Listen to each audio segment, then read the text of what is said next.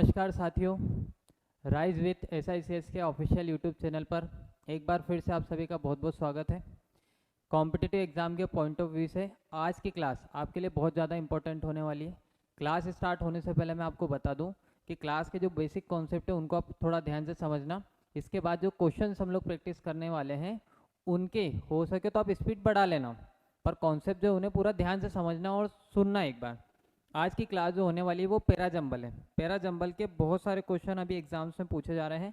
SSC में fix इसके question आते ही आते हैं। सेम अभी व्यापम की जो पटवारी के एग्जाम चल रहे हैं उसमें भी काफ़ी क्वेश्चंस पूछे गए हैं। तो MP की अभी वनरक्षक आने वाली उसमें भी इससे काफ़ी क्वेश्चन पूछे जाने वाले हैं। और व्यापम की जितनी भी एग्जाम है जिसमें इंग्लिश पूछी जानी है उनमें काफ़ी क्वेश्चन आएंगे। तो यदि अगर आप आज की क्लास अच्छे से समझते हो, कॉन्सेप्ट को अच्छे से समझते हो, बहुत बारीकी से कॉन्सेप्ट बनाए गए हैं, अगर इन्हें आप ध्यान से समझते हो तो अब आपका एग्जाम में कोई भी क्वेश्चन गलत नहीं होगा। PQRS का जो 4-5 क्वेश्चन आ रहे हैं आप इजीली सॉल्व कर लोगे।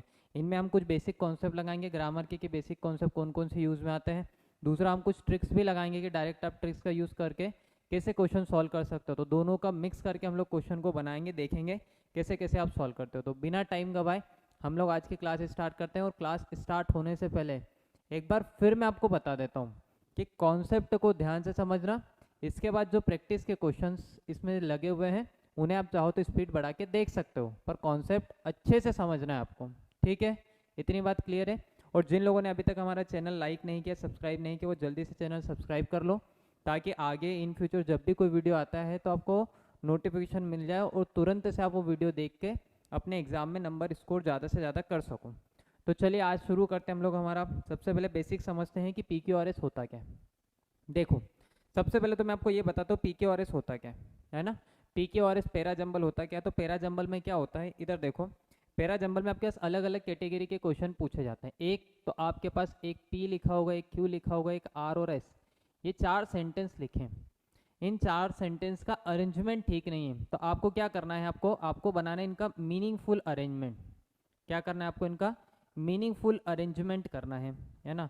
अब आप कहोगे सर मीनिंगफुल अरेंजमेंट क्या होता है, तो आपको एक सीक्वेंस बनाना है इनका। क्या बनाना है आपका, इनका एक सीक्वेंस बनाना है। आपको इनको एक अरेंज करना है। कैसे अरेंज करना है, तो आपको इनको अरेंज करना है एक पैराग्राफ के रूप में। एक स्टोरी आप समझते हो कि पहले किसी का क्या होगा, पहले किसी का बर्थ हुआ, बर्थ के बाद उसकी स्कूलिंग हुई, स्कूलिंग के बाद उसके कॉलेज हुआ, कॉलेज के बाद जॉब हुआ, जॉब के बाद उसकी शादी हुई, शादी के बाद उसकी लाइफ हुई, मतलब सारी चीज़ हुई। तो आपको ये अरेंजमेंट जो है ऊपर नीचे लिखा होगा, तो आपको अरेंज करके बताना है कि कौन सा फर्स्ट होगा, कौन सा सेकंड होगा, कौन सा थर्ड होगा और कौन सा लास्ट होगा। ये PQRS होता है।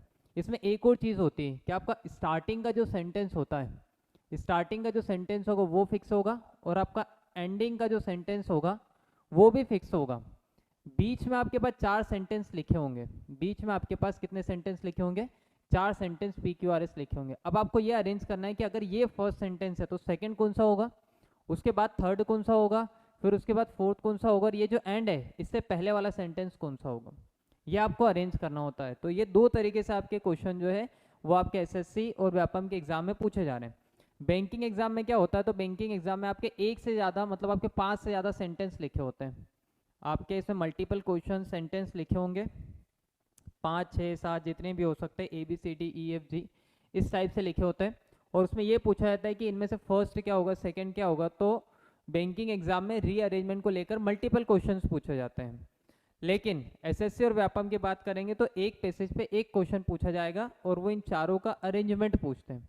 घबराना नहीं है, जिन लोगों ने नहीं देखा उनके लिए भी कोई टेंशन वाली बात नहीं है, और जो लोग पहले देख चुके लेकिन क्वेश्चन गलत हो रहे हैं उनके लिए भी टेंशन वाली बात नहीं, क्योंकि आज हम जितने आपके डाउट होने वाले हैं, जितने इसके कॉन्सेप्ट बनने वाले हैं, सभी को समझेंगे, बेसिक से सारी चीज़ें समझेंगे। पहले तो आप समझ लो होता क्या है।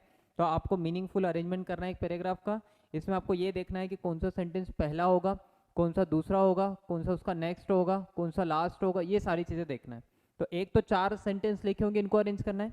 दूसरी कैटेगरी जो पूछी है तो वो क्या होती है कि आपके पास एक स्टार्टिंग सेंटेंस लिखा होगा और एक एंडिंग, ये दोनों लिखे हैं, स्टार्ट और एंड दे दिया है। बीच के जो 4 है इनको आपको सीक्वेंस में जमाना है कि ये स्टार्ट है तो फर्स्ट कौन सा होगा, इसका नेक्स्ट कौन सा होगा, और ये एंड है तो इससे जस्ट प्रीवियस कौन सा आएगा, इस टाइप से।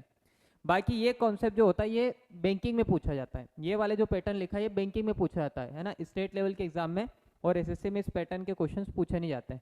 तो हम पहले इन्हें फॉलो करते हैं, इसके भी आपके क्वेश्चन बन जाएंगे, डरने वाली कोई बात नहीं। देखो, शुरू करते हैं। आज हम लोग बेसिक कॉन्सेप्ट क्या क्या है। सबसे पहले PQRS सॉल्व करने के लिए आपको क्या क्या चीज़ों की जरूरत होती है। तो पहला देखो मैंने पॉइंट लिख दिए हैं, important point two solve PQRS, कि PQRS सॉल्व करने के लिए आपको क्या क्या चीज़ें चाहिए होती है। पहला बेसिक रीडिंग। देखो जनरली बच्चे क्या करते हैं ना, रीडिंग नहीं करते, क्वेश्चन को बस ये समझते कहीं से कोई ट्रिक मिल जाए, कोई तुक्का मिल जाए, जैसे भी करके ABCD लगा दो और आंसर आ जाए। PQRS में आपको ये नहीं करना है। आपको एक बार जैसे भी हो, मीनिंग आए चाहे नहीं आए, आपको उसकी बेसिक रीडिंग लगाना है। 4 पॉइंट 5 पॉइंट 6 पॉइंट जितने पॉइंट दिए सारे पॉइंट आपको पढ़ना है। आपको समझना है कि ये जो बात हो रही है किस पॉइंट के ऊपर है। तो बेसिक रीडिंग लगाओ कि किसके बाद क्या लिखा हो सकता है, कैसे हो सकता है, एक स्टोरी बनाने की कोशिश करो। तो पहले आपको बेसिक रीडिंग करना है। दूसरा क्या करना है, तो दूसरा आपको समझना है उसका इंट्रोडक्शन शुरुआत में दिया जाता है। इंट्रोडक्शन कहाँ दिया जाता है भाई, शुरुआत में, स्टार्ट में दिया जाता है। मतलब आपको सबसे पहले समझना है कि आपका फर्स्ट सेंटेंस क्या हो सकता है।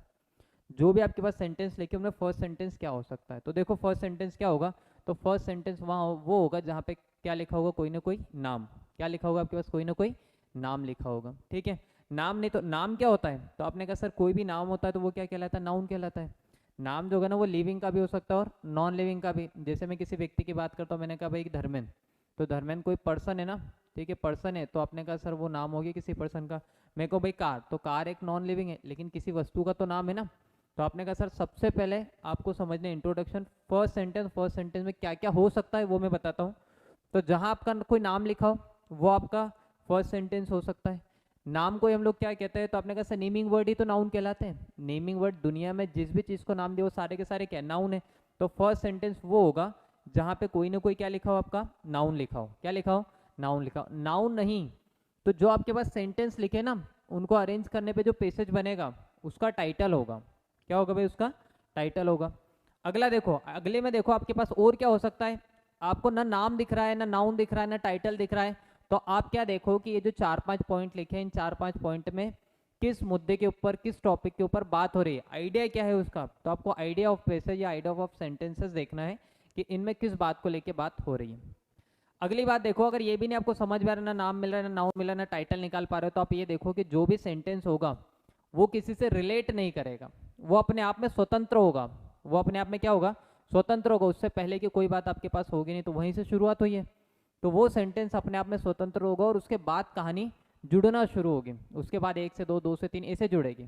तो पहला सेंटेंस जो होता है ना वो अपने आप में कैसा होता है, तो वो इंडिपेंडेंट सेंटेंस होगा। कैसा होगा भाई, इंडिपेंडेंट। तो पहले सेंटेंस की कहानी समझ में आ रही है कि अगर PQRS लिखे हैं तो फर्स्ट सेंटेंस वो होगा जिसमें नाम लिखा हो। नाम को हम क्या कहते हैं, नाउन।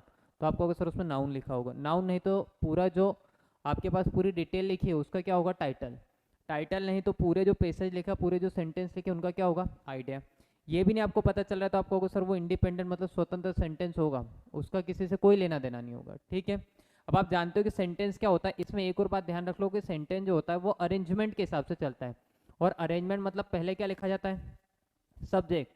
सब्जेक्ट के बाद क्या आती है, हेल्पिंग वर्ब। हेल्पिंग वर्ब के बाद क्या आती है, मेन वर्ब। और मेन वर्ब के बाद क्या आ जाता है, आपका ऑब्जेक्ट आ जाता है। तो इंडिपेंडेंट सेंटेंस होगा तो उसमें आपको सब्जेक्ट ही ढूंढना है।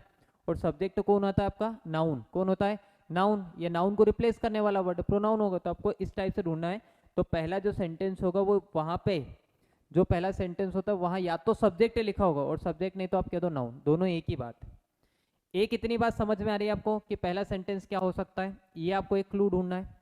दूसरा, पहले इसके बेसिक कॉन्सेप्ट समझ लो कि PQRS में होता क्या क्या है। दूसरा देखो, दूसरे मुझे सीक्वेंस में भी कुछ सेंटेंस लिखे मिलते हैं। सीक्वेंस में कैसे लिखे मिलेंगे कि आपके पास एक सेंटेंस में मान लो लिखा है फुल फॉर्म। क्या लिखा है, फुल फॉर्म लिखा है। ठीक है, जब जैसे आपके पास लिखा है वर्ल्ड हेल्थ ऑर्गेनाइजेशन, ठीक है ये लिखा है, और एक में आपको लिखा मिल जाए उसका शॉर्ट फॉर्म, मतलब WHO लिखा मिल जाए। क्या लिखा मिल जाए, WHO। तो पहले बताओ ना, पहले फुल फॉर्म आएगा कि शॉर्ट फॉर्म। तो आप कहोगे पहले क्या आएगा, फुल फॉर्म। पहले क्या आएगा, फुल फॉर्म आएगा, उसके बाद हम उसका क्या लगाएंगे, शॉर्ट फॉर्म। तो अगर आपको किसी सेंटेंस में फुल फॉर्म लिखा मिले और एक में आपको शॉर्ट फॉर्म लिखा मिले, तो आपको ध्यान देना है कि पहले फुल फॉर्म आएगा फिर क्या आएगा, शॉर्ट फॉर्म। ये सीक्वेंस होगा। क्लियर है। अगला देखो, टाइम। टाइम मतलब बहुत सारे आपके पास ऐसे कहानियां लिखी होगी कि 1942 में हमारे देश में ऐसा हुआ, एक भारत छोड़ो आंदोलन आया, फिर 1947 में हम लोग इंडिपेंडेंट हो गए, फिर उसके बाद की कहानी लिखी गई। तो टाइम को लेके अगर आपके पास कोई पैसेज लिखा है तो आपको ध्यान रखना है कि वो असेंडिंग ऑर्डर में लिखा होता है, उसका अपना एक ऑर्डर होगा। पहले 1902 होगा, जैसे मान लो आपका देखा तो 1902 हो गया, फिर आपका 1910 हो गया, फिर उसका 1920 हो गया, 1935 हो गया। जो भी टाइम लिखा है जैसे 2003 हो गया, फिर 7 हो गया, फिर 9 हो गया, है ना, इसी टाइप से होगा ना। अरे होगा कि नहीं होगा, पहले आपके पापा आए होंगे, फिर आप आए होंगे, फिर तभी तो आपके बच्चे हो पाएंगे। तो आपको ध्यान रखना है कि टाइम का क्या ऑर्डर होगा, असेंडिंग ऑर्डर। कौन सा ऑर्डर होगा भाई, असेंडिंग ऑर्डर। इतनी बात समझ में आ रही। आर्टिकल्स के यूज से आप समझ सकते हो, आर्टिकल जो लगते हैं नाउन के लिए लगते हैं। किसके लिए लगते हैं भाई, नाउन के लिए, नाउन फिक्स करने का काम करते हैं। तो पहले समझो, पहले आते हैं आपके पास आर्टिकल ए और एन, है ना। आर्टिकल ए और एन का यूज किया जाता है अननोन के लिए। किसके लिए, अननोन के लिए। किसी व्यक्ति से जब आप पहली बार मिलते हो तो पहली बार वो आपके लिए क्या होता है, अननोन होता है। तो अगर आपके पास एक ही नाउन के लिए आर्टिकल ए और एन लिखा हो और एक ही नाउन के लिए आपके पास आर्टिकल कौन सा लिखा हो, द लिखा हो, तो आपको ध्यान रखना है कि ए और एन जो होते हैं इंडेफिनेट होते हैं, तो ए और एन पहले आएंगे, द क्या आएगा बाद में। भाई पहली बार व्यक्ति जो था वो आपके लिए अननोन था, लेकिन क्या दूसरी बार अननोन रहा, क्या नहीं रहा, अब वो आपके लिए पहचान का हो गया। और अगर पहचान का हो गया है तो दूसरी बार आपको कौन सा आर्टिकल लगाना है, तो आर्टिकल द लगाना है। ठीक है, बात समझ में आ रही। यदि किसी नाउन से पहले ए और एन लिखा है तो वो पहले आएगा, और किसी नाउन से पहले आर्टिकल द लिखा है तो वो कहाँ आएगा, बाद में आएगा। कहाँ आएगा भाई, बाद में। देखो फिर से एक बार समझो यहाँ तक की कहानी। पहले आपने बेसिक रीडिंग की, उसके बाद देखो कि कहाँ पे कोई नाम लिखा है, नाम नहीं तो क्या देखो आप, नाउन देखो कि कहाँ नाउन लिखा है, तो आपके चांसेस है कि वो फर्स्ट सेंटेंस होगा, है ना। इससे समझ में नहीं तो आप इंडिपेंडेंट सेंटेंस देखो, जो स्वतंत्र भाग होगा वही आपका क्या है, फर्स्ट सेंटेंस है। फिर आप क्या करो, क्लू ढूंढो, छोटे छोटे क्लू ढूंढो। अब क्लू किस बेसिस पे ढूंढोगे, तो सीक्वेंस के बेस पे ढूंढो, कि पहले फुल फॉर्म आता है फिर क्या आएगा, शॉर्ट फॉर्म आएगा। अगर ऐसा कुछ मिल जाए तो, ये नहीं मिल रहा है तो टाइम मिल रहा है, तो टाइम मिल रहा है तो आपने कहा सर पहले वाला आएगा, फिर बाद वाला आएगा, फिर उसके बाद, फिर उसके बाद, इस टाइप से होगा। तो ये देखो, ये नहीं समझ में आ रहा तो किसी नाउन के लिए अगर आपने आर्टिकल लगाए हैं तो पहले आर्टिकल कौन से आएंगे, ए और एन। पहले कौन से आएंगे, ए और एन, फिर बाद में कौन सा आएगा, आर्टिकल द आएगा। ठीक है, जैसे आपके पास लिखा a king has a daughter, है ना, एक राजा थे, उसकी क्या थी, लड़की थी, है ना। और उसके बाद में लिखा द किंग वॉन्ट टू मेरी, ऐसा कुछ लिखा हो, जो भी लिखा हो, तो आपने कहा सर पहले ए और एन आएगा, फिर क्या आएगा, आर्टिकल द आएगा, है ना। तो पहले अगर कोई नाम आपके पास पहली बार आता है, कोई नाउन पहली बार आता है, तो उसके लिए हम इंडेफिनेट आर्टिकल लगाते हैं, फिर डेफिनेट लगाते हैं। यहाँ तक हो गया। इसके बाद समझो, देखो मैं आपको आपकी लैंग्वेज में ही समझाने की कोशिश कर रहा हूँ, मैं लैंग्वेज की इंग्लिश के टर्मिनोलॉजी का यूज़ नहीं कर रहा हूँ, क्योंकि आपको एग्जाम में क्वालिफाई करना है, तो आपको अपनी टर्मिनोलॉजी में इसको समझना है। तो देखो क्या कहा मैंने, कोई भी नाउन होगा तो नाउन के लिए क्या आता है, प्रोनाउन आता है। कोई भी नाउन होगा तो उसके लिए क्या आएगा, प्रोनाउन। नाउन समझो, नाउन मान लो आपके पास लिखा है, किसी का नाम लिखा है राम, क्या लिखा है, राम, तो राम के लिए आप क्या लगा सकते हो, तो राम के लिए आप लगा सकते हो ही, क्या लगा सकते हो ही। ऐसे आपके पास लिखा हो सिया, तो सिया के लिए आप क्या लगा सकते हो, तो सिया के लिए आप लगा सकते हो शी, क्या लगा सकते हो भाई, शी लगा सकते हो। मैं आज से कह दूं भाई कार, तो कार के लिए क्या लिखा होगा, इट लिखा होगा, लिखा होगा। एक से ज्यादा है, प्लूरल है, तो इनके लिए क्या लिखा होगा, दे लिखा होगा। तो हमें पता है कि नाउन को रिप्लेस करने वाला वर्ड क्या कहलाता है, प्रोनाउन कहलाता है। क्या कहलाता है भाई, प्रोनाउन कहलाता है। तो आपने कहा सर प्रोनाउन नाउन को रिप्लेस करता है, मतलब पहले कौन आना चाहिए, नाउन आना चाहिए। तो पहले नाउन होगा, फिर नाउन के अकॉर्डिंग ही प्रोनाउन लगेगा। अगर लड़का है तो आपको पता ही आता है, लड़की है तो शी आएगा, कोई नॉन लिविंग है तो इट आएगा, एक से ज़्यादा है तो दे आएगा, या अपने आप के बारे में बता रहे हो तो आई आएगा या वी आएगा। तो आपको एक बात का ध्यान रखना है, पहले नाउन आएगा फिर कौन आएगा, प्रोनाउन आएगा। प्रोनाउन नाउन के अकॉर्डिंग ही लगता है तो आप लगा सकते हो। ऐसे आपके पास बहुत सारे रिलेटिव प्रोनाउन भी होते हैं, है ना। ऐसे आपके पास क्या होते हैं भाई, रिलेटिव प्रोनाउन, हु, विच और दैट। अगर रिलेटिव प्रोनाउन हु लिखा है तो आपको पता है कि वो किसी पर्सन के लिए आता है, हु या हुम लिखा हो तो किसके लिए आता है, किसी पर्सन के लिए। विच लिखा है तो विच किसी नॉन लिविंग के लिए आएगा, नॉन लिविंग या ऑब्जेक्ट, या कह दो सर जो निर्जीव वस्तुएं होती हैं उनके लिए आता है। ठीक है, दैट लिखा है तो दैट का यूज किसी स्पेसिफिक केस में ही किया जा सकता है, हर जगह दैट नहीं लगाया जा सकता, तो ये कंडीशन होती है। तो ऐसे आप प्रोनाउन का यूज करोगे किसके अकॉर्डिंग, नाउन के अकॉर्डिंग। तो अगर सेंटेंस में प्रोनाउन लिखा है तो वो नाउन के अकॉर्डिंग लगेगा। ठीक है, ये आपका एक क्रम हो गया। ठीक, इतने क्रम आपको समझना है। अगला देखो, अगला सब्जेक्ट वर्ब एग्रीमेंट है। सब्जेक्ट वर्ब एग्रीमेंट देखो सीधी सी बात है, आप जानते हो कि अगर आपका सब्जेक्ट हो जाए कैसा, सिंगुलर, सब्जेक्ट कैसा हो जाए सिंगुलर, तो वर्ब भी कैसी होगी, तो आप कह दोगे सर सिंगुलर वर्ब। कैसी वर्ब होगी, सिंगुलर वर्ब होगी। जैसे अगर मैं कहूँ भाई ही, तो आप कह दोगे सर ही के साथ हैज लगेगा, क्या लगेगा, हैज लगेगा।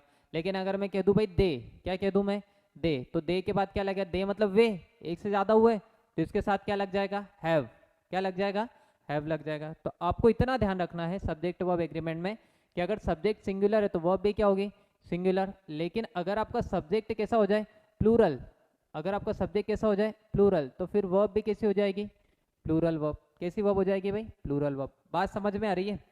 पहला सेंटेंस जो होता है वो इंट्रोडक्शन बताता है, उसमें या तो नाउन आएगा या तो कोई नाउन लिखा होगा या कोई टाइटल लिखा, तो फर्स्ट है। सीक्वेंस समझना है आपको कि पहले फुल फॉर्म आता है फिर शॉर्ट फॉर्म आता है। टाइम देखना है कि पहले पुराना टाइम आएगा, फिर उसके बाद ये सीक्वेंस होगा। आर्टिकल का यूज हो तो पहले आर्टिकल किसी नाउन के लिए यूज हो तो पहले ए और एन आएगा, फिर द आएगा। नाउन है, नाउन के लिए क्या लगता है? प्रोनाउन। तो जो भी आप प्रोनाउन लिखा है वो किसी न किसी नाउन को तो इंडिकेट करेंगे, तो पहले नाउन आएगा। फिर मैंने आपसे क्या कहा कि सब्जेक्ट वर्ब एग्रीमेंट। अगर आपका सब्जेक्ट, क्यों? क्योंकि देखो सेंटेंस में जो आपका नाउन प्रोनाउन बनेगा वो कोई ना कोई सब्जेक्ट तो बनेगा, या बीच में कहीं भी लिखा है तो आपने कहा सर देखो सब्जेक्ट वर्ब एग्रीमेंट में अगर आपका सब्जेक्ट सिंगुलर तो वर्ब सिंगुलर, और सब्जेक्ट प्लूरल है तो वर्ब प्लूरल। इसके बाद आप क्या कर सकते हो? इसके बाद आप कुछ पेयर्स बना सकते हो। क्या बना सकते हो भाई? पेयर्स। पेयर्स कैसे बनाओगे? तो पेयर बना सकते हो आप कंजंक्शन के बेस पर। किसके बेस पे बना सकते हो भाई? कंजंक्शन के बेस पर। कैसे? जैसे आपके पास कंजंक्शन एंड लिखा है, क्या लिखा है? एंड। तो एंड एक जैसे सेंटेंस को या एक जैसे वर्ड को जोड़ता है, ठीक है? एक जैसे वर्ड को एक जैसे सेंटेंस को जोड़ने का काम करता है। अगर आपके पास बट लिखा है, क्या लिखा है? बट। बट कॉन्ट्रोडिक्शन बताता है। कॉन्ट्रोडिक्शन मतलब अपोजिट सेंटेंस को जोड़ता है। कैसे सेंटेंस जोड़ता है वो? अपोजिट सेंटेंस को लिखा है। फिर कुछ पेयर कंजंक्शन होते हैं, जैसे आपको पता है कि आइदर और आता है, नाइदर नॉर आता है, नॉट ओनली बट ऑल्सो आता है, ठीक है? ये सब साथ में आते हैं, है ना? ये सब कैसे आते हैं? साथ में आते हैं। बिटवीन के साथ एंड आता है, फ्रॉम के साथ टू आता है, तो ये साथ में आते हैं, तो ऐसे आप कंजंक्शन के पेयर समझो, है ना? ये बेसिक ग्रामर से ये सारी बातें आती है ना, बेसिक ग्रामर से सारी बातें आती है, तो आप थोड़ी बहुत चीज़ें तो समझो।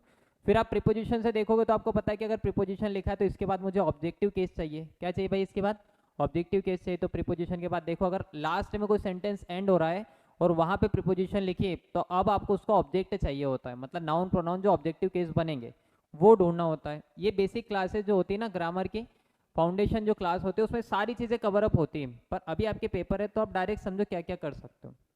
प्रीपोजिशन हो गया। फिर सब्जेक्ट वर्ब एग्रीमेंट का बता दिया मैंने, नाउन का बता दिया। वर्ब के कुछ यूज समझ सकते हो कि वर्ब को जो आपके पास फेजल वर्ब होती है ना, कि उनके पास फिक्स प्रीपोजिशन लगते हैं, ठीक है? तो फिक्स प्रीपोजिशन वाली कहानी आ गई आपके पास, फेजल वर्ब वाली कहानी आ गई है कुछ, फिर ये सब्जेक्ट वर्ब एग्रीमेंट वाली कुछ कहानी आ जाएगी। तो इस तरीके से इनका आप अरेंजमेंट समझ सकते हो, तो ऐसे पेयर आप ढूंढ सकते हो, ठीक? अगला देखो आपके पास कंक्लूजन। कंक्लूजन मतलब होता है लास्ट सेंटेंस। अब लास्ट सेंटेंस क्या क्या हो सकता है? तो देखो इनके चांसेस है, मैं बोल रहा हूँ हमेशा ऐसा नहीं होगा, पर इनके चांसेस होता है 90% कि अगर किसी सेंटेंस में सो लिखा हो, मतलब एंडिंग पार्ट पे आ रहा है कि हम ये जो पूरी कहानी इसका मतलब क्या है, ये जो हम पूरा डिस्कशन कर रहे हैं इसका क्या सेंस निकल रहा है, ये जब बताते तो ये कहाँ बताते हैं हम? लास्ट में। कहाँ बताते हैं? लास्ट। तो लास्ट सेंटेंस क्या क्या हो सकता है जहाँ सो लिखा हो कि इसका ये मतलब हुआ। सो नहीं तो क्या लिखा हो? देयरफॉर, इसीलिए, या फिर लिखा हो फाइनली। फाइनली नहीं तो क्या लिखा हो? That's why. दैट्स वाई नहीं तो क्या लिखा हो? दस। दस नहीं तो क्या लिखा हो? क्लियरली। ऐसे और भी वर्ड जो आपका कंक्लूजन बता रहे हो वो हमेशा कौन सा सेंटेंस बनेंगे? लास्ट। कौन सा सेंटेंस बनेंगे भाई? Last sentence. तो ये आपके पास कहानी है कि फर्स्ट सेंटेंस आप यहाँ से समझो, फिर सेंटेंस को जोड़ने के लिए, कोरिलेट करने के लिए आप ये सीक्वेंस समझ लो। आर्टिकल का यूज भी आप देख सकते हो, नाउन के लिए प्रोनाउन आता है ये देख सकते हो। वर्ब का यूज कैसे हो रहा है? सिंगुलर है तो आपको पहले का सब्जेक्ट सिंगुलर चाहिए, वर्ब अगर प्लूरल हो रहे तो पहले का सब्जेक्ट प्लूरल चाहिए।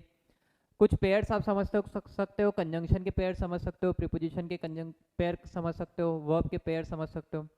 लास्ट सेंटेंस जो होता है अगर ये वर्ड लिखे हैं तो आपको पता होना चाहिए 90% चांस है कि वो सेंटेंस फिर क्या होगा? लास्ट होगा। Smart approach. अब देखो लास्ट में मैंने एक पॉइंट लिखा है स्मार्ट अप्रोच, इस पे ये फाइनल कंक्लूजन पे हम आए कि आपको क्या करना है। ये चीज़ें आपके दिमाग में होना चाहिए। अब ये जब चीज़ें आप लगाओगे तो आपको क्या करना है? ऑप्शंस को साथ में लेके चलना है। ऑप्शन जो उनको क्या करना है? साथ में लेके चलना। ऑप्शंस देखते जाओ कि कौन सा, मान लो कि मुझे दो ऐसे पार्ट है देख रहे हैं जहाँ नाउन लिखा है, जहाँ क्या लिखा है? नाउन लिखा है, पर जो ऑप्शन वो किसी एक से स्टार्ट हो रहे, एक से स्टार्ट नहीं हो रहे, तो बस सीधी सी बात है आपका आंसर आ गया। तो आपको ऑप्शन को साथ में लेके चलना है, हटाते जाओ, है ना? जैसे हटाते जाओ मतलब क्या हो रहा है कि आपके पास ऑप्शन ये लिखे हैं, है ना, कि पहला ऑप्शन ए ऑप्शन लिखा है आपके पास PQRS, बी ऑप्शन लिखा है आपके पास RQPS, सी ऑप्शन आपके पास लिखा है RSPQ, ये लिखा है ना, और भी कोई लिखा है, मान लो ये तीन ही लिखे हैं अभी, तो आप तीन मान लो, तीन मान लो। मुझे पता चल रहा है कि यहाँ प्रोनाउन लिखा है, यहाँ क्या लिखा है? प्रोनाउन। यहाँ नाउन लिखा है, यहाँ क्या लिखा है? नाउन। यहाँ नाउन लिखा है, यहाँ प्रोनाउन लिखा, और यहाँ लिखी वर्ब। क्या लिखी यहाँ पे? वर्ब। तो मुझे क्या पता है कि सेंटेंस की जो स्टार्ट होती है वो ना तो प्रोनाउन से हो सकते ना ही वर्ब से हो सकती है। तो सेंटेंस की स्टार्ट किससे होगी? नाउन से। मतलब जो अरेंजमेंट होगा वो इस अकॉर्डिंग होगा, होगा कि नहीं होगा भाई? इस अकॉर्डिंग होगा। तो मुझे इस टाइप से अरेंजमेंट देखना है कि पी सेंटेंस के स्टार्ट में क्या है, आर में क्या है और आर में क्या है, जो भी समझ में आ रहा है इस टाइप से कि भाई दो आ रहे हैं, यहाँ तो वर्ब थी, मतलब यहाँ से मैं सेंटेंस स्टार्ट कर ही नहीं सकता हूँ। पी जो है उसके स्टार्ट में पी जो है वो सेंटेंस स्टार्ट हो रहा है नाउन से, और मुझे पता है कहानी नाउन से स्टार्ट होती है, तो नाउन से स्टार्ट होती, सब्जेक्ट से स्टार्ट होती, तो ये आपका आंसर हुआ। तो ये आपके पास बेसिक कॉन्सेप्ट है, इसको ध्यान से समझना, लिख लेना अपनी कॉपी में, इस साथ में लिखते जाना, है ना, लिख लेना, तभी आपको चीज़ें क्लियर होगी, अप्रोच समझ में आएगी। पहले यहाँ से लिखना, फिर यहाँ से पूरा लिख लेना, तो आपके दिमाग में बात आ जाएगी, है ना। सिर्फ वीडियो देखने से काम नहीं होगा, आपको खुद से भी मेहनत करना पड़ेगी। ये आप लिख लो, और लिखने के बाद फिर अब मैं जो प्रैक्टिस करो इनको प्रैक्टिस करो, स्क्रीन रोक के पहले लिख लेना, फिर आप प्रैक्टिस पे आना, तो तसल्ली से और आराम से आपके क्वेश्चन बनेंगे, घबराने की कोई बात नहीं। अभी तक जिन बच्चों के क्वेश्चन नहीं बने तो इससे आपको टेंशन लेने की जरूरत नहीं है, आप अच्छे से पढ़ोगे तो आपके क्वेश्चन जरूर बन जाएंगे। सिर्फ इतने क्वेश्चन आप ध्यान से समझो। हम डायरेक्ट ट्राई करेंगे क्या क्या कर सकते हैं। देखो पहले हम लोग देखते हैं, सबसे पहला सेंटेंस आपकी स्क्रीन पर ये रहा, science is concern with finding out how things actually happen. Science ये बताता है कि चीज़ें होती कैसे। यहाँ देखो इसमें लिखा क्या है, पहला सेंटेंस और आखिरी सेंटेंस, है ना, पहला सेंटेंस और आखिरी सेंटेंस, लास्ट सेंटेंस जो है, ये दोनों क्या है, फर्स्ट एंड लास्ट जो है ये दोनों फिक्स है। फर्स्ट एंड लास्ट क्या है, फिक्स है। आपको रिलेट करना है, कोई पॉइंट कोई वर्ड जो आपको मिल जाए ना उससे रिलेट करो। कोई वर्ड मिल जाए दोनों दो सेंटेंस में सेम हो, उनका भी यूज़ कर सकते हो कि हाँ इनमें रिलेशन हो सकता है। तो पहला और छठा तो आपका क्या हो गया, फिक्स हो गया है। बचे कितने आपके पास, ये 4 है, तो पी क्यू आर एस का आपका अरेंजमेंट बताना है कि क्या क्या हो सकता है। अब देखो पहले मैं आपको ये बताता हूँ आपको ऑप्शंस का यूज़ कैसे करना है। ऑप्शन ए बता रहा है कि सेंटेंस ये जो होगा ना इनमें से पी पहले आ सकता है। पहला सेंटेंस हम लोग देखते हैं, इसके अकॉर्डिंग क्यू पहला आ सकता है, इसके अकॉर्डिंग आर पहला आ सकता है, और इसके अकॉर्डिंग एस। मतलब इन चारों में से पहला सेंटेंस कोई सा भी हो सकता है। मुझे देखना है कि मैं पहले क्या लगा सकता हूँ। Science is concern with finding out how things actually happen, है ना, कि चीज़ें कैसे होती है इस बारे में बताना। यहाँ लिखा है ही, क्या लिखा है भाई, ही। आपको पता है कि ही बताता है किसी पर्सन को, ही बताता है किसे, किसी पर्सन को। तो भाई इस सेंटेंस में तो किसी व्यक्ति की बात हुई ही नहीं है, और इस सेंटेंस में व्यक्ति की बात नहीं हुई है, मतलब पी मेरा पहला सेंटेंस नहीं हो सकता है ना। इसके बाद अगर मैं इस सेंटेंस को लगाऊं तो कहीं व्यक्ति लिखा है, कोई पर्सन के बारे में बात हो रही है क्या, नहीं हो रही, तो यहाँ ही आ पाएगा क्या, नहीं।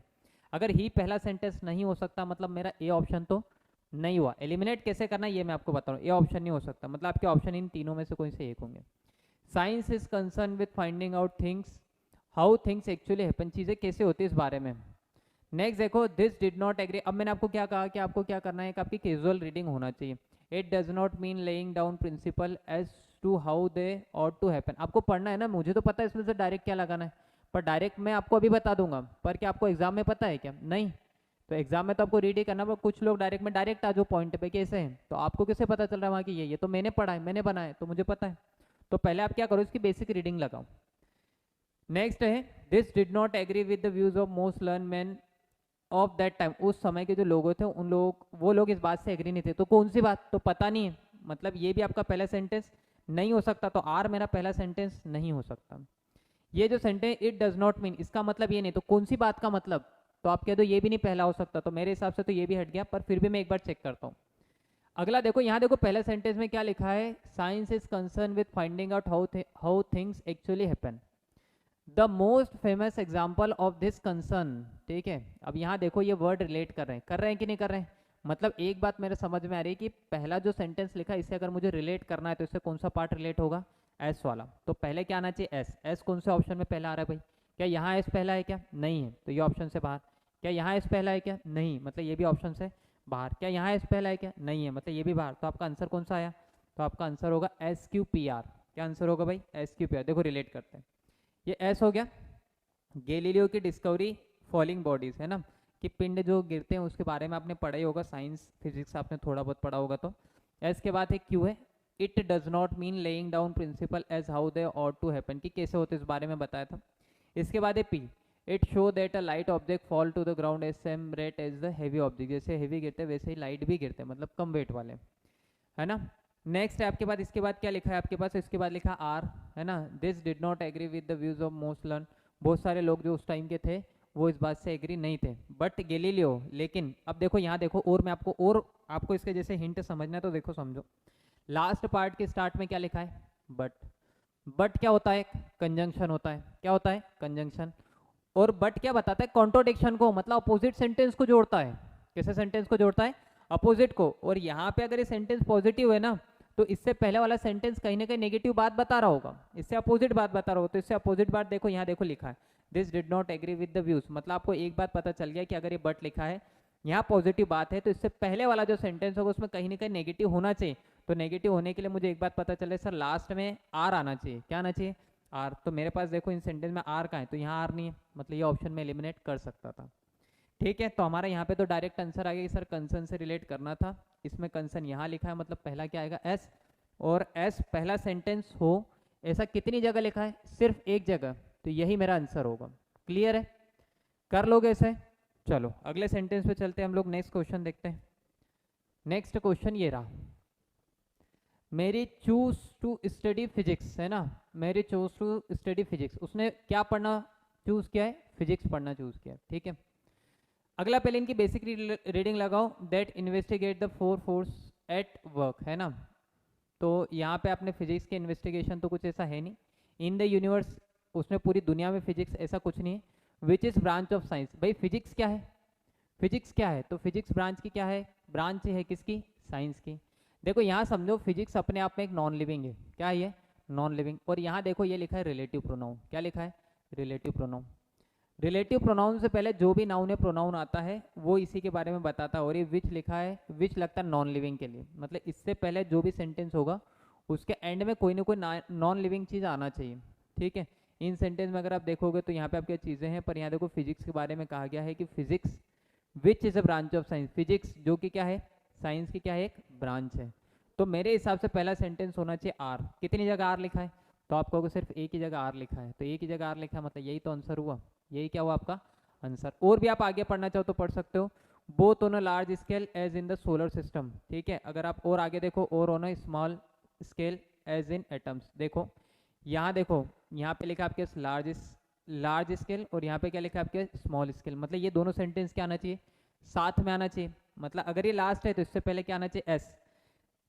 एस देखो कहाँ कहाँ आ रहा है, इसके एंड में एस आ रहा है क्या, नहीं, मतलब आपको सर ये दो ऑप्शन तो वैसे भी एलिमिनेट हो जाते, बचे ये दो, बचे ये दो के अकॉर्डिंग अगर देखा जाए तो या तो पी पहला हो सकता है या तो आर। अगर पी में देखता हूँ, दैट इन्वेस्टिगेट, जो कि इन्वेस्टिगेट करता है, तो इन्वेस्टिगेट करने की बात नहीं हो रही, आपका यहाँ पे जो अप्रोप्रिएट सेंटेंस होना चाहिए वो ये होगा, which is a branch of science, मतलब पहला नहीं हो सकता, कौन सा आंसर होगा आपका, बी वाला।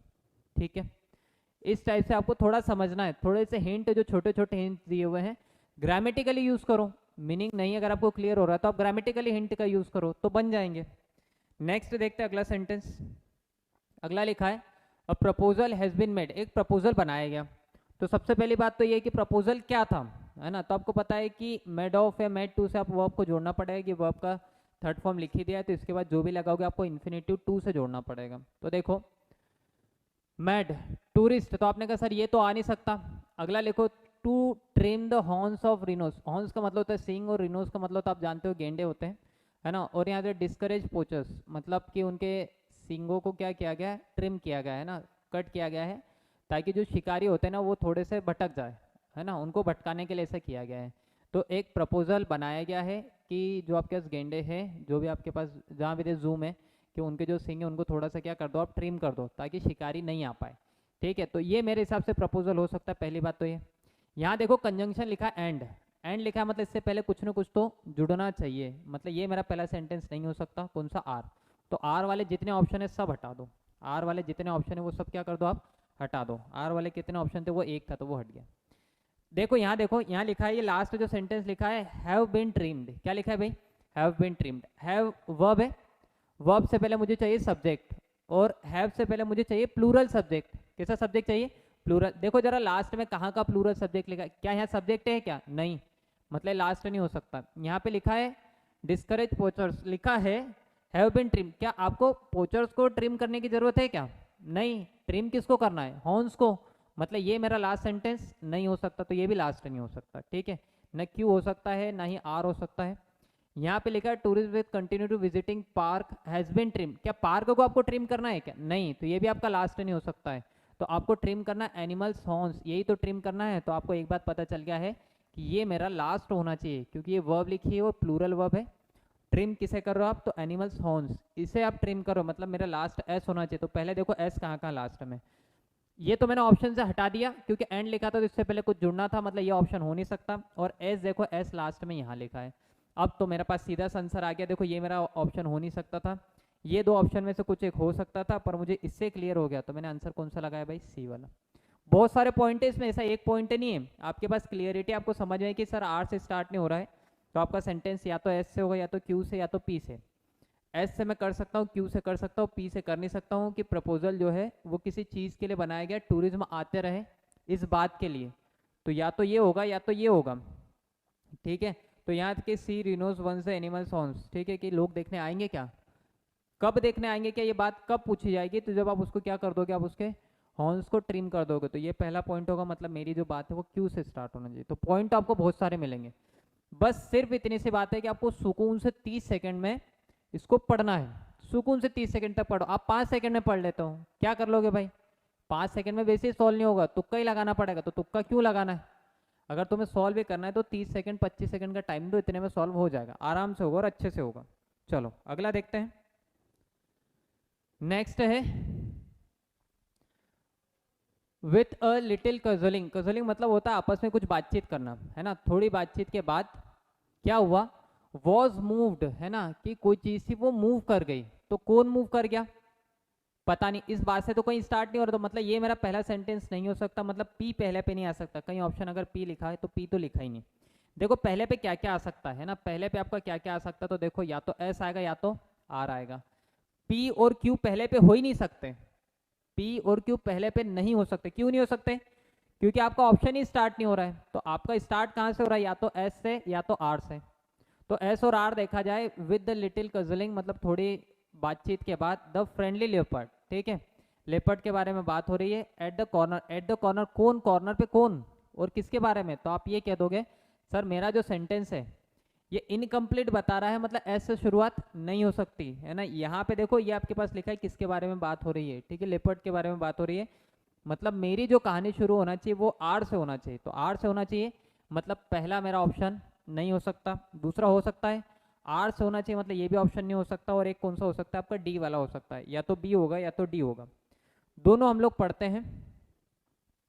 द फ्रेंडली लीपर्ड, ठीक है, ये लिखा है with a little cuddling the friendly leopard. अब देखो आर के बाद लिखा है पी, वॉज मूव्ड, मूव कौन करके गया भाई, लेपर्ड मूव करके गया। कौन मूव करके, भाई ये जो वर्ब लिखे ना, वर्ब इनमें से कहीं ना कहीं लास्ट में लिखे वर्ड से वर्ब रिलेट करेगी ना। भाई ये आपका मान लो कि आपके पास पहला सेंटेंस हो गया आर, अब आपको सेकंड सेंटेंस चाहिए, और ये मान लो ये कोई सेंटेंस है, तो देखो ये लिखा है ट्रैक्स, क्या लिखा है ट्रैक्स, तो ट्रैक्स के बाद तो वॉज आने से रहा, तो नहीं आ सकता, मतलब आपने कहा देखो क्यू के बाद तो पी आएगा नहीं।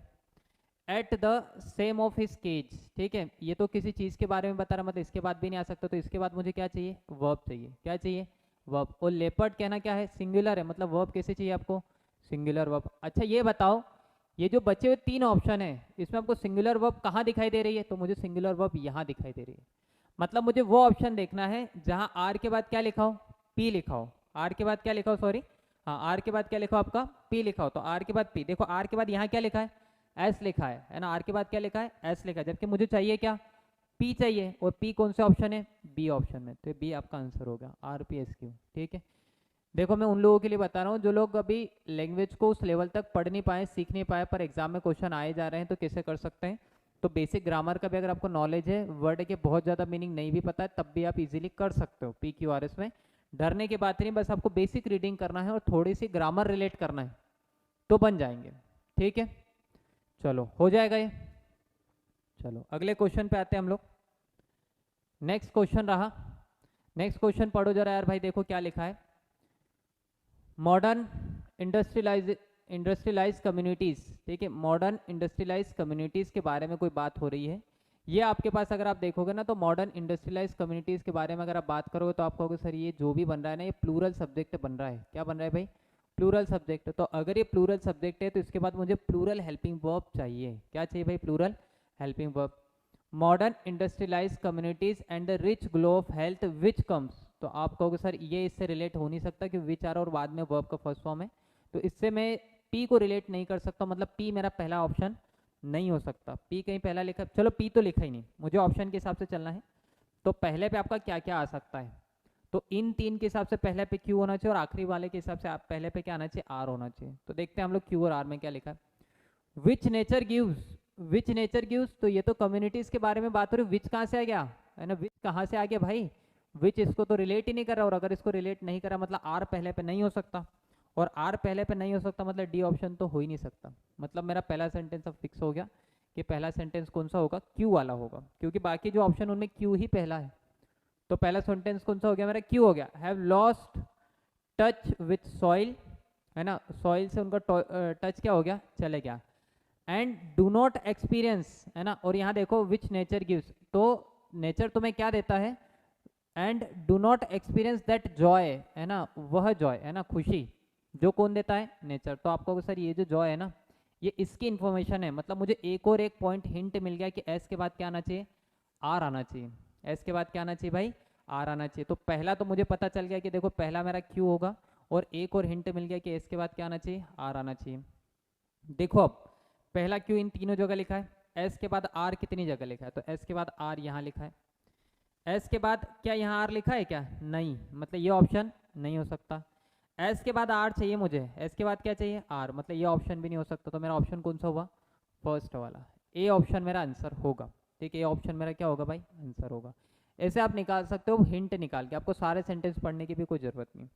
चलिए अगले पे चलते हैं हम लोग। नेक्स्ट क्वेश्चन है, पढ़ो जरा इसे। The availability of electric power, है ना, इलेक्ट्रिक पावर की जो उपलब्धता है उसके बारे में कहानी चल रही है। Would make a tremendous difference, है ना, अवेलेबिलिटी के बारे में अगर आपकी बात हो रही है कि ये क्या कर सकते, कुछ भी कर सकते, तो आपने कहा सर इसके अकॉर्डिंग आपको क्या चाहिए, वर्ब चाहिए। क्या चाहिए इसके अकॉर्डिंग, वर्ब। तो पहले ये देखो वर्ब कहाँ का लिखे, तो ये आपके उस मॉडल एक्सिलरी वर्ब लिखिए कि चेंज कर सकते, तो यहाँ लिखिए। क्या यहाँ वर्ब है क्या, नहीं है, मतलब ये आ नहीं सकता है। एंड है तो सेम कैटेगरी किसी बात को जोड़ेगा, ये कंजंक्शन है, तो इसके बाद तो मुझे कंजंक्शन की कोई ज़रूरत लग नहीं रही है, मतलब ये हो नहीं सकता है। मतलब मेरा पहला जो सेंटेंस होगा वो पी ही होगा, क्योंकि मुझे वर्ब की रिक्वायरमेंट है और वर्ब पी में लिखी है, तो पी से स्टार्ट होने वाले सेंटेंस आपको ढूंढना है। पी से स्टार्ट होने वाला सेंटेंस एक ही है, मतलब यही आंसर है, यही मेरा क्या है भाई, आंसर है। एक बार पढ़ लो, the availability of electric power would make a tremendous difference, इसके बाद आपको आर चाहिए, टू द कंट्री साइड, पूरे देश में, है ना, इसके बाद आपको एस आएगा, एंड इनेबल रूरल इकोनॉमी, और ग्रामीण जो इकोनॉमी है उसे बढ़ाने के लिए, to be improved in various direction, अलग अलग दिशा में इसको बढ़ाया जा सके। ठीक है, तो सेंटेंस आपका ए हो गया। इस तरीके से आपको हिंट ढूंढना है, आपके क्वेश्चन सॉल्व हो जाएंगे। चलिए अगले क्वेश्चन की साइड हम लोग मूव करते हैं। नेक्स्ट क्वेश्चन है, most of the diamond found, है ना, कि ज़्यादातर जो डायमंड मिलते हैं कहाँ मिलते हैं, तो ये हमें बताना है।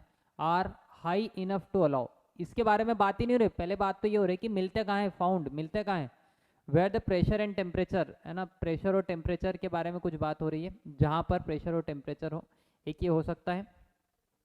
On earth where form below, है ना, ऑन कहाँ मिलते हैं, on earth where formed below the earth crust in the upper mantle. ठीक है, कहाँ मिलते हैं, फॉर्म, ये देखो most of the diamond form on earth, है ना, कहाँ मिलते हैं, पृथ्वी पर। कहाँ, पृथ्वी में भी कहाँ, वर फॉर्म बिलो, है ना, नीचे, किसके नीचे, form below the earth crust in the upper mental, है ना, जो ऊपरी सतह है ना उसके परत पे, है ना, कहाँ मिलते हैं, उसकी परत पे। तो मुझे एक हिंट मिल रहा है कि सर आर के बाद क्या होना चाहिए, एस होना चाहिए। आर के बाद क्या होना चाहिए, एस। तो पहला सेंटेंस मेरा आर होगा, पहला सेंटेंस मेरा क्या होना चाहिए, आर, और आर के बाद क्या आना चाहिए, एस आना चाहिए। तो पहले तो ये देखो कि बात आर से कहाँ का स्टार्ट हो रही है, तो आर से स्टार्ट होने वाली आपके पास दो बातें, है ना, यहाँ आर से हो नहीं रही, मतलब ये हो नहीं सकता, ये आर से हो नहीं रहा है, मतलब ये भी नहीं हो सकता। ठीक है, ये वर्ब प्लूरल लिखी है ना, और यहाँ पे इसका कोई रिलेशन है नहीं फाउंड का। अब मेरे पास दो ऑप्शन है, या तो मैं सी लगा दूंगा या तो डी लगा दूंगा। मैं आपसे क्या कह रहा हूँ कि मुझे आर के बाद क्या चाहिए, एस चाहिए। आर के बाद मुझे क्या चाहिए, एस चाहिए, क्योंकि देखो आर के बाद यहाँ देखो लिखा है P. On earth where form below R, है ना, देखो ये आर वर्ब है और प्लूरल वर्ब है, यहाँ पे प्लूरल सब्जेक्ट दिख रहा है क्या आपको, नहीं दिख रहा है, और नहीं दिख रहा है मतलब ये तो आ नहीं सकता। तो आर के बाद मुझे क्या चाहिए, एस, तो आर के बाद एस चाहिए, मतलब ये ऑप्शन हो नहीं सकता है। तो मेरा ऑप्शन कौन सा हुआ, सी वाला। कौन सा ऑप्शन होगा भाई, सी वाला। तो ऐसे क्लियर करना है, ज़्यादा दिक्कत है नहीं, बस बेसिक रीडिंग करना है आपको, ऑप्शन को रिलेट करना है। पहले मैं आपसे क्या कह रहा हूँ कि पहले आप सब्जेक्ट सर्च करो, लिंक ढूंढो कि इसके बाद मैं क्या जोड़ सकता हूँ क्या नहीं जोड़ सकता हूँ। तो इसके लिए मैंने आपको बेसिक कॉन्सेप्ट पहले पढ़ा दिए, उन्हें आप पहले ध्यान से पढ़ लो और अपनी कॉपी में नोट डाउन कर लो। उनको अगर आपने नोट डाउन कर लिया तो ये चुटकियों का काम है, ऐसे उड़ा दोगे इनको, तो फिर कहीं से भी आप फिर प्रैक्टिस कर लो। वही इंपॉर्टेंट पॉइंट है, सारे इंपॉर्टेंट पॉइंट मैंने लिखवा दिए, उससे ज़्यादा कुछ नहीं है, फिर आपको सिर्फ प्रैक्टिस करना है। चलो अगला देखते हैं, कंप्यूटर्स एंड मोबाइल फोन्स, है ना, कंप्यूटर्स एंड मोबाइल फोन्स, है ना, ये प्लूरल बात हो रही है, हो रही कि नहीं हो रही भाई? अगर ये प्लूरल बात है तो मुझे इसके बाद वर्ब भी प्लूरल चाहिए। तो इसके बाद देखो ग्रामर एंड रीडिंग, तो आप कहोगे सर इसका तो कोई लेना देना नहीं। आर टर्निंग अस, कंप्यूटर और मोबाइल ने हमें बदल दिया है, तो ये आर लिखा है क्योंकि ये प्लूरल है तो मुझे वर्ब भी प्लूरल चाहिए थी। मतलब पहला जो सेंटेंस होना चाहिए था वो होना चाहिए क्यू। कौन सा होना चाहिए? क्यू होना चाहिए। अब देखो क्यू कहाँ कहाँ है, क्या यहाँ क्यू है क्या? नहीं, मतलब ये ऑप्शन हो नहीं सकता। क्या यहाँ क्यू है क्या? नहीं, मतलब ये भी ऑप्शन नहीं हो सकता। तो मेरा ऑप्शन या तो ए होगा या सी होगा। पहला देखते हैं, क्यू के बाद लिखा है आर टर्निंग अस इनटू, इसके बाद लिखा आर इनटू लेजी राइटर्स, हमें लेजी राइटर्स में उसने बदल दिया है, मोबाइल और कंप्यूटर ने। क्यू के बाद लिखा है S, are turning us into running our spelling, है ना, रूनिंग अवर स्पेलिंग एंड, हमारे बर्बाद कर दिए क्या? Spelling and. इसके बाद लिखा है प्री, ग्रामर एंड रिड्यूसिंग, हमारी स्पेलिंग बर्बाद कर दी है और क्या कर दी? ग्रामर, और रिड्यूस कर दिया है। क्या रिड्यूस कर दिया है? तो इसके बाद तो आपको कहानी कुछ समझ में नहीं आ रही है, तो आपने कहा सर रिड्यूस क्या है, तो रिड्यूस क्या किया होगा उन्होंने? तो रिड्यूस क्या? आर अटेंशन स्पैम, ठीक है, हमारा अटेंशन उन्होंने र्यून कर दिया। तो पी के बाद मुझे एंड सेंटेंस चाहिए, मतलब लास्ट में पी आना चाहिए। तो देखो बहुत सारे लिंक है कि उन्होंने हमें क्या बनाया है, कन्वर्ट किस में कर दिया? लेजी राइटर में। मतलब क्यू के बाद मुझे आर चाहिए तो क्यू के बाद आर यहाँ लिखा है, क्या यहाँ लिखा है? क्या नहीं लिखा है। मतलब मुझे तो यहीं से क्लियर हो गया कि ए मेरा आंसर है। फिर भी मैं अगर समझूंगा कि उन्होंने कम कर दिया, तो क्या कम कर दिया? हमारा अटेंशन। और ये इसे लिंक करा, मतलब लास्ट सेंटेंस क्या होना चाहिए? पी होना चाहिए। तो लास्ट सेंटेंस पी भी आप देख सकते हो, जहाँ लास्ट में पी लिखा होगा वही आंसर होगा। और ये चारों ऑप्शन में देखा जाए तो लास्ट में पी यही लिखा है। तो आप लास्ट से निकाल सकते हो, स्टार्टिंग से निकाल सकते हो, किसी से भी निकाल सकते हो, क्योंकि पहला और आखिरी तो फिक्स है। तो या तो इसके बाद वाला ढूंढ लो या इसके पहले वाला, बहुत सारे ऑप्शन तो यहीं से क्लियर हो जाते हैं। आपको चारों ऑप्शन ही लगाना, कौन सा पहला कौन सा दूसरा, इनके अकॉर्डिंग लगाना है कि इनके अकॉर्डिंग कौन सा पहला हो सकता है और कौन सा आखिरी हो सकता है, बस। चलो अगला देखते हैं। In the first years of his रेंज Ashoka was an autocrat. Autocrat का मतलब होता है कि कोई विध्वंसक हो जाए या बिल्कुल बहुत ज़्यादा खतरनाक हो जाए, उसके लिए होता है ना, कि जिसके ऊपर किसी का भी कोई दबाव नहीं हो या किसी को कोई वश में नहीं कर पाए, वो होता है जो अपने हिसाब से सब कुछ करे, है ना। कि जो शुरुआती सालों में अशोका क्या था, अशोका, किंग अशोका आप जानते ही हो, ठीक है, कलिंग का युद्ध आपको पता होगा, ठीक है। अशोका वॉज एन एटोक्रेट, ठीक है, एटोक्रेट था वो। The effect of Slater, Slater मतलब होता है कोई विध्वंस होना, बहुत सारी चीज़ों की हानि होना, उसे कहा था Slater. On his mind was profound, उसके दिमाग में बात बैठ गई। कौन सी बात? कौन सा स्लेटर? तो ये तो अभी कहानी पता ही नहीं, तो देखते हैं आगे देखते हैं। He was successful but 1000 were slain in the battle, बहुत सारे लोग मारे गए, बहुत सारे लोग मारे गए, और यही बात उसके दिमाग में क्या हो गई है? बैठ गई है। मतलब मुझे एक बात पता चल रही है कि पहले क्यू आना चाहिए और क्यू के बाद कौन आना चाहिए? पी। एक ही लिंक मिल रहा है मुझे कि पहले क्यू आएगा और क्यू के बाद कौन आएगा? पी आएगा। अबाउट 9th ईयर, देखो पहले क्या था? वो ऑटोक्रेट था, फिर 9वें साल में उसने डिसाइड किया, क्या डिसाइड किया? कलिंग को जीतना। तो मुझे एक बात पता चल रही है कि इसके बाद ये वाला सेंटेंस आना चाहिए, आर वाला। इसके बाद कौन सा आना चाहिए? आर वाला। अगर मैं ऑप्शन भी देखता हूँ ना, तो सारे ऑप्शन में पहला सेंटेंस तो आर ही होना चाहिए। पहला सेंटेंस क्या होना चाहिए? आर होना चाहिए। तो आपने कहा चलो देखो सभी जगह क्या लिखा है? आर लिखा है। आखिरी भी पढ़ लेते। This cause a sudden change of his heart, उसके दिल में बदलाव हुए। बदलाव कैसे हुए? तो उसने क्या देखा कि बहुत सारे लोग मारे गए, और मारने से उसके दिमाग में एक बात बन गई, और ये बात बनने से उसमें क्या हुए? चेंज हुए। मतलब मुझे पता चल रहा है कि पहले क्यू आएगा। देखो आर तो मेरा पहला सेंटेंस फिक्स है, क्योंकि ऑप्शन ही बता रहा है कि आर क्या होना चाहिए? पहला होना चाहिए। तो आर पहला है, फिर मुझे पता है क्यू है, क्यू के बाद पी, और पी के बाद क्या आना चाहिए? एस आना चाहिए। ये कहानी मेरे दिमाग में बन रही है। देखते हैं, आर के बाद क्यू, क्यू के बाद पी, और पी के बाद एस, यही लिखा है। तो ये मेरा ऑप्शन हो जाएगा आंसर, ठीक है। लास्ट आपको पता चल रहा है कि उसके दिल में क्या हुआ? कुछ बदलाव हुआ है। He join Buddhist community and become monk, और वो संत बन गया है, ठीक है। बदलाव के बाद तो आपको पता चल रहा है एस लास्ट में होना चाहिए। लास्ट में एस देखोगे तो यहाँ दिख रहा है और यहाँ दिख रहा है, पर इस सेंटेंस में देखो पहले पी है और फिर क्यू है। वध के बाद उसको उसका अफसोस हुआ ना, तो पहले हुआ होगा फिर अफसोस हुआ है, मतलब पहले क्यू आना चाहिए फिर पी आना चाहिए। पी और क्यू ये अरेंजमेंट गलत है। तो क्यू और पी के हिसाब से आपका जो है लास्ट वाला ऑप्शन क्या हो जाएगा? सही हो जाएगा, ठीक है। क्लियर है इतनी बात? चलो क्लियर है, तो हम लोग फिर आगे बढ़ते हैं। बस इतना ही टाइम देना है, देखो जल्दी जल्दी मैं करवा रहा हूँ, और इसलिए करवा रहा हूँ क्योंकि इन क्वेश्चंस को आपको इतना ही टाइम देना, और इतने में हो जाएंगे, इतने में आपके क्वेश्चन इजीली हो जाएंगे। चलिए नेक्स्ट क्वेश्चन देखते हैं हम लोग। Rani Padmavati was a Rajput queen, ठीक है। रानी पद्मावती को सभी जानते हैं, मूवी भी आई थी, है ना, चित्तौड़गढ़ की महारानी थी, ठीक। Alauddin Khilji invaded India and reach the gate of Chittor the capital city of the Rajput, है ना। अलाउद्दीन खिलजी इंडिया आया, इंडिया से आके कहाँ पहुँच गया वो, चित्तौड़, जो कि क्या है, राजपूत की कैपिटल। ठीक, अगला देखो, but the Rajput under Rani Padmavati fought like tiger, है ना, कि वो लड़े। तो अभी तो लड़ाई की बात इसमें तो कहीं हुई नहीं है, तो ये पहला सेंटेंस तो नहीं हो सकता। मतलब क्यों मेरा पहला सेंटेंस नहीं हो सकता, क्यों तो वैसे भी नहीं है। मेरा पहला सेंटेंस या तो एस होगा या तो पी होगा, या तो एस होगा या तो पी होगा। तो देखते हैं एस और पी में से, क्योंकि ऑप्शन बता रहे हैं कि पहला सेंटेंस या तो आपका पी हो सकता है या तो क्या हो सकता है, एस। पी मैंने देख लिया है कि वो इंडिया से होते हुए कहाँ पहुंच गया, वो चित्तौड़गढ़ पहुंच गया। देखो अगला देखो, एस देखो, Khilji desired to capture Chittor and its beautiful queen Rani Padmini, वो चित्तौड़गढ़ पे कब्जा करना चाहता था और वहाँ की रानी पद्मिनी को भी पाना चाहता था। तो कब, जब वो वहाँ पहुँचेगा तो पहले उसका पहुँचना जरूरी है। तो पहुँचना जरूरी है मतलब पहला जो सेंटेंस है वो पी होना चाहिए। पहला सेंटेंस अगर पी होना चाहिए तो भाई ऑप्शन देखो, यहाँ देखो एस है, तो आपने कहा सर ये दोनों तो ऑप्शन हो नहीं सकते, मतलब मेरा ऑप्शन या तो ए होगा या तो क्या होगा, बी होगा।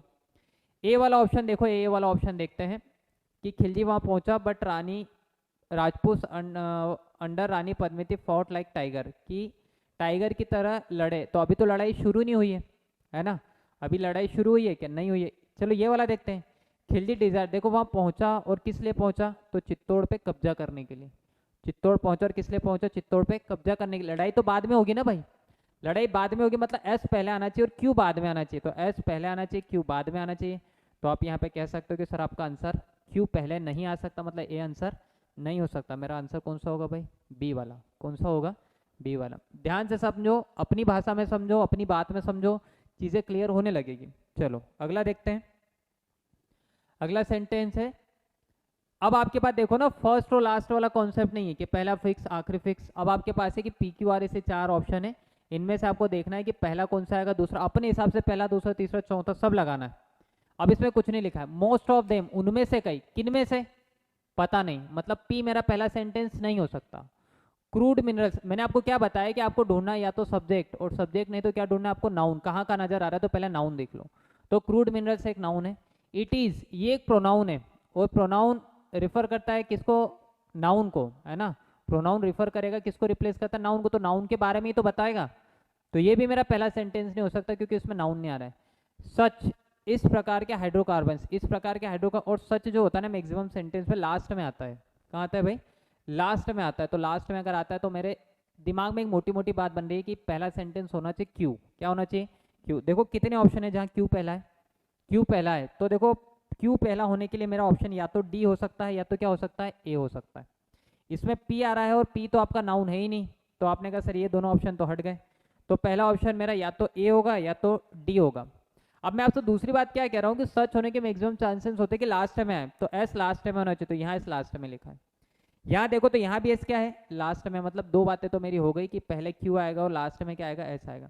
मुझे बस इन दोनों को चेक करना है कि कौन सा पहले आएगा और कौन सा बाद में आएगा। देखो, crude minerals oil comes out of the earth as a thick brown और black liquid with a strong smell, है ना, बहुत स्मेल के साथ निकलते हैं ये काले बिल्कुल एकदम या ब्राउन कलर में। क्या होते भाई, क्रूड मिनरल ऑयल होता क्या है, ये सिंगुलर है ना, तो इसी के लिए आप क्या करोगे, सिंगुलर दिख रहा है ना, क्रूड मिनरल ऑयल, ये सिंगुलर हो रहा है पूरा। अगर ये सिंगुलर तो इसी को आप इंडिकेट करने के लिए, इस नाउन को इंडिकेट करने के लिए क्या लगाओगे, प्रोनाउन। क्योंकि ये सिंगुलर तो यहाँ भी सिंगुलर आना चाहिए, आप प्लूरल तो लगा नहीं सकते। मतलब एक बात मुझे समझ में आ रही है, ये प्लूरल हो रहा है कि उनमें से कई, तो अभी तो आप एक ही, एक में से आप ज़्यादा कैसे हो गए। तो आपको इस सिंगुलर के लिए प्रोनाउन भी सिंगुलर लगाना, मतलब आपको क्या लगाना पड़ेगा, इट। मतलब मैं एक बात समझ रहा हूँ कि सर क्यू के बाद मुझे क्या चाहिए, आर चाहिए। तो देखो क्यू के बाद आर कहाँ है, क्या यहाँ क्यू के बाद आर है, क्या नहीं है। क्या यहाँ क्यू के बाद आर है क्या, तो आपको बिल्कुल हाँ है। मतलब यही मेरा क्या है, आंसर है। ए आंसर नहीं हो सकता। चाहो तो आप इनको पढ़ के देख सकते हो, पर इतनी कहानी से मुझे पता चल गया है कि कौन सा मेरा आंसर हो सकता है और कौन सा नहीं हो सकता। चलिए अगले क्वेश्चन की तरफ बढ़ते हैं हम लोग। अगला क्वेश्चन है, in the mid 1970s Bangladeshi economist. अब देखो यहाँ पे अगेन वही कहानी आ गई कि पहला और लास्ट फिक्स है और बाकी के जो बीच के चार है उनको आपको चेंज करना है। In the mid 1970s Bangladeshi economist, फटाफट पहले इसको रीड कर रहा हूँ। Mohammad Yusuf believed he had hit upon an ingenious way of reducing power, उसको एक कमाल का तरीका मिला है, क्या, गरीबी कम करने का। ठीक है, who would lend some of money at exorbitant rates of interest sometimes as much as 120% पे कोई इंटरेस्ट दे रहा है। क्या यह गरीबी कम करने का तरीका है क्या? नहीं, मतलब ये मेरा पहला लाइन नहीं हो सकती। और यहाँ देखो पहली लाइन, यहाँ देखो क्या लिखा है, हु लिखा है। क्या लिखा है? हु लिखा है। हु रिलेटिव प्रोनाउन है। क्या है? Relative pronoun. और रिलेटिव प्रोनाउन ये रिलेट करता है पर्सन को। किसको रिलेट कर रहा है? पर्सन को। जबकि ये कहानी खत्म किससे हो रही है? पॉवर्टी से, गरीबी से खत्म हो रही है। तो आप ये कह दोगे पी तो आपका पहला सेंटेंस होने से रहा, पी नहीं हो सकता, तो पी नहीं हो सकता, तो पी तो वैसे भी ऑप्शन में है। पहला सेंटेंस हमारा या तो एस होगा या आर होगा या क्यू होगा या आर होगा। तो देखते हैं। Being very poor people it was impossible to get a loan from a bank, so they often had resource to loan sharks. ठीक है, कि उन्हें लोन, बैंक लोन नहीं दे सकते तो उन्हें लोन शार्क मतलब लोग देने वाले लोग या ऐसे कुछ पर्सन्स को ढूंढना पड़ेगा। नेक्स्ट है, after visiting poor villages in his native country he realized that if people could get a small loan, पहले लोन उन्हें मिलेगा तो काम करेंगे, फिर लोग ढूंढेंगे ना कि पहले उन्हें चाहिए क्या, तो उन्हें लोन चाहिए। Loan to start a small business, they could make enough money to pay back the डेप्ट एंड इवेंचुअली प्रॉस्पर। ठीक है, जो लिया है वो दे सके और उससे ज़्यादा दे सके, ऐसी कुछ चीज़ें उसको चाहिए। तो ऐसा उसे कब पता चला? कि आसपास के गाँव में जब वो घुमा तो पहले कंडीशन है कि वो आसपास के गाँव में गया होगा, है ना, आसपास के गांव में गया होगा, तब की तो कहानी शुरू होगी। तो पहला सेंटेंस मेरे हिसाब से होना चाहिए आर, और आर अगर सेंटेंस होना चाहिए। अगला देख लेते, ही नोटिस, उसने नोटिस किया। तो नोटिस तो कब करेगा? जब वो कहीं जाएगा। तो ये तो मेरा पहला नहीं हो सकता, मतलब एस मेरा पहला सेंटेंस नहीं हो सकता। अगला एक और आपके पास बचा है, और वो बचा है क्यू। क्या बचा है? क्यू बचा। बीइंग वेरी पुअर पीपल, है ना, तो अभी तो आपको पहले जाना पड़ेगा कि गरीब लोग कौन है, क्या है, कहाँ है, ये समझना पड़ेगा। तो क्यू भी मेरा पहला ऑप्शन नहीं हो सकता। तो मेरा पहला ऑप्शन या तो आर होगा, या तो पहला होगा, या तो आखिरी होगा। अब एक और बात मैं अगर आपको समझाऊं ना, तो देखो एक तो पता चल गया आपका आर होगा। ये देखो ये लिखा है हु। क्या लिखा है? हु। और हु रिलेटिव प्रोनाउन है, और ये बताता है पर्सन को। किसको बताता है? पर्सन को। तो ये सेंटेंस वहां लगेगा जब इससे पहले कोई पर्सन हो। क्या हो भाई? पर्सन। तो आपको वो सेंटेंस ढूंढ लो कि पी के पहले कौन सा सेंटेंस आएगा जिसमें कोई पर्सन के बारे में बात हो रही हो। तो यहाँ देखो, यहाँ लिखे लोन शार्क, मतलब ये लोगों के बारे में बात हो रही है, मतलब हाँ बिल्कुल ये पर्सन है। ये क्या है? पर्सन है। इवेंचुअली प्रॉस्पर, उससे ज्यादा, क्या ये पर्सन है? क्या नहीं है, मतलब ये नहीं हो सकता। अगला देखो, ही नोटिस, इसके बाद यहाँ देखो देखेंगे, they need to make the wares and they would later sell, और उन्हें बाद में वो बेच सके। क्या यहाँ पर्सन आ रहा है? क्या नहीं आ रहा है। तो पर्सन सिर्फ यही है, और हु को तो पर्सन ही चाहिए। मतलब आपको एक बात दिमाग में बिठा लो कि पहले आपका क्यू आना चाहिए, और क्यू के बाद कौन आना चाहिए? पी। ये सीक्वेंस होना चाहिए क्यू और पी का। तो ये जो दो सेंटेंसेस है, इनमें देख लो आप क्यू और पी का सीक्वेंस। किसका सीक्वेंस देख लो भाई? क्यू और पी का। तो यहाँ भी क्यू और पी का सीक्वेंस, और यहाँ भी क्यू और पी का सीक्वेंस है। चलो ये बात भी हटा दो। अब इसके बाद आपको क्या करना है, बहुत सारी जगह घुमा और जाके उसने क्या किया? नोटिस किया। नोटिस किया और क्या एग्जाम्पल किया? फॉर एग्जाम्पल उसने नोटिस किया कि जो बास्केट मतलब टोकरी बनाने वाले लोग होते हैं, बुनने वाले, उन्हें कभी कभी क्या नहीं मिल पाता है? Visited sometimes could not afford to buy the bamboos, मतलब वो लकड़ी जो बांस से बनाते हैं ना, उन्हें लकड़ी भी नहीं मिल पाती। तो ये गांव में घूमा, और उसके बाद उसने क्या किया होगा? नोटिस। मतलब मुझे एक और लिंक मिल रही है कि आर के बाद क्या होना चाहिए? एस होना चाहिए। आर के बाद क्या होना चाहिए? एस। देखो क्यू के बाद पी तो दोनों जगह लिखा, लेकिन आर के बाद मुझे एस है। क्या यहाँ आर के बाद एस है? क्या नहीं, दूर है, ये नहीं हो सकता। मतलब मेरा आंसर कौन सा हुआ? सी वाला, है ना। कौन सा? R S Q P. ठीक है, और एज ए रिजल्ट लास्ट में उसे रिजल्ट निकला, ये आपको पता चल ही रहा है कि 120% प्रॉफिट, और रिजल्ट में भी प्रॉफिट की बात हो रही है, तो आप इजीली लिंक कर लोगे। चलो यहाँ तक की कहानी अगर हो गई हो तो आगे हम लोग देखते हैं। चलिए अगला सेंटेंस देखेंगे। अगला सेंटेंस क्या है? होवेवर। देखो ये पहले बात में मैंने आपको लिखा है कि अगर किसी सेंटेंस के स्टार्ट में या किसी सेंटेंस में होवेवर लिखा हो, फाइनली लिखा हो, रिजल्ट लिखा हो, दैट्स वाई लिखा हो, तो इनके चांसेस होते हैं कि लास्ट सेंटेंस होंगे। कौन सा सेंटेंस होगा? लास्ट। तो देखते हैं पी कितने ऐसे सेंटेंस है जहाँ लास्ट है। तो पी, क्या यहाँ पी लास्ट है? क्या नहीं है। क्या यहाँ पी लास्ट है? क्या नहीं है। क्या यहाँ पी लास्ट है? क्या तो यहाँ हाँ है। तो ये मेरा आंसर हो सकता है। क्या यहाँ लास्ट है? क्या नहीं है, मतलब ये भी आंसर नहीं हो सकता। तो यहीं से आपकी कहानी तो खत्म हो गई कि यही आपका आंसर है। पर चलो और लिंक ढूंढते हैं। ये आपका स्टार्ट तो हो नहीं सकता भाई, जो लास्ट होगा वो स्टार्ट हो नहीं सकता। ये प्रोनाउन से स्टार्ट हो रहा है, मतलब ये भी मेरा स्टार्ट नहीं हो सकता। ये प्रोनाउन से स्टार्ट हो रहा है, मतलब ये भी स्टार्ट नहीं हो सकता। अन इन्वायरमेंट, पर्यावरण को लेके कहानी, मतलब एस से मेरी कहानी स्टार्ट होना चाहिए। ये मेरे पास सब्जेक्ट है जिसके बारे में बात हो रही है, क्योंकि ये तो प्रोनाउन हो गए, ये सब्जेक्ट है, या ये कह सकते हो कि यही तो नाउन है। यही नाउन है, मतलब एस पहला सेंटेंस होना चाहिए। अच्छा बताओ कितनी जगह एस पहला लिखा है? तो यही तो एस पहला लिखा है, और यही आपका क्या हुआ? आंसर। कितना इजी था, कितना इजी था। बस आपने फर्स्ट वर्ड देखा और फर्स्ट वर्ड से आपका क्या आ गया है? आंसर आ गया है। इससे ज़्यादा किसी चीज़ की आपको ज़रूरत पड़ी ही नहीं। चलिए नेक्स्ट देखते हैं अगला क्या है। नेक्स्ट सेंटेंस है the starting point can be experience of minority with in. चलो पहले तो हम लोग एक काम करते हैं, पहले ऑप्शन देखते हैं कि पहले पे हम क्या क्या लगा सकते हैं। पहले में देखो यहाँ पी हो सकता है, यहाँ आर हो सकता है, यहाँ आर हो सकता है, यहाँ पी हो सकता है। मतलब पहला सेंटेंस मेरा या तो आर से स्टार्ट होगा या तो पी से स्टार्ट होगा, ठीक है, या तो आर से स्टार्ट होगा या तो पी से। The starting point can be the experience of minority with in society generally और even the experience of a group of people within a progressive social movement which does not live up to its progressive agenda in every respect। ठीक है, ये पहला है, पढ़ लिया। Are पढ़ लेते हैं।